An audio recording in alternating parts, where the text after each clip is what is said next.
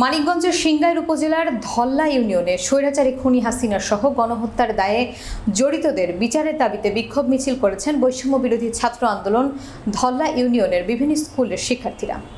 নিজস্ব প্রতিবেদক আবুল কালাম আজাদের প্রতিবেদনে দেখুন বিস্তারিত।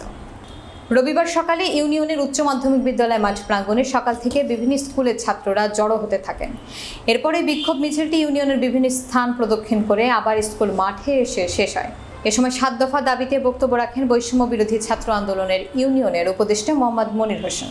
বৈষম্য বিরোধী ছাত্র আন্দোলনের শিক্ষার্থীরা জানায়, ইউনিয়নের সকল শিক্ষা প্রতিষ্ঠানগুলো রাজনীতি মুক্ত চাওয়া সহ ফ্যাসিবাদী কাঠামো ব্যবহার করে চালানো গণহত্যার জন্য শেখ হাসিনা ও তার দলের নেতাদের দ্রুত বিচার নিশ্চিত করা এবং ইউনিয়ন থেকে মাদক উৎখাত করা, গণ অভ্যুত্থান নস্যাৎ করতে আওয়ামী লীগ ও তার সহযোগী সংগঠন কর্তৃক পরিকল্পিত হত্যা, ডাকাতি ও লুটপাটের সঙ্গে জড়িতদের দ্রুত বিচারের আওতায় আনা।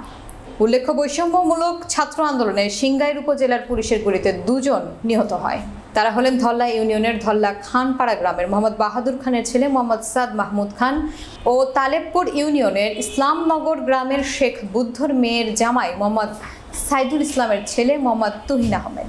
বৈষম্যবিরোধী ছাত্র আন্দোলনের দফাগুলো হলো: ১. স্বৈরাচার মুক্ত ধল্লা ইউনিয়ন চাই। ২.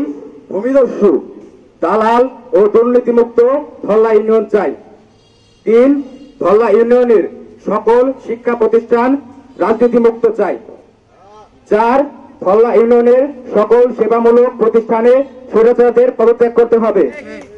সরকারি তহবিলের সকল মালামাল সুষম বন্টন করতে হবে। বৈষম্য বিরোধী ছাত্র আন্দোলনের ধল্লা ইউনিয়নের গণহত্যার সাথে যারা জড়িত, উস্কানি ও মদকদাতা, তাদের উপযুক্ত শাস্তি প্রদান করতে হবে। এই জন্য আমাদের ৭ নম্বর দাবি, ধল্লা ইউনিয়নের সকল রেমিটেন্স যোদ্ধাদের সঠিক মূল্যায়ন করতে হবে। ধল্লা ইউনিয়নের মাদক ব্যবসায়ীদের চিহ্নিত করে অতি দ্রুত আইনের আওতায় এনে শাস্তি প্রদান করতে হবে। যারা ক্ষমতাকে ব্যবহার করে অপমানে জনগণকে কষ্ট দিয়েছে, আমরা সবাই চিনি। শহীদকে চিনি কিনা আমরা তাদেরকে প্রতিহত করবো অবশ্যই।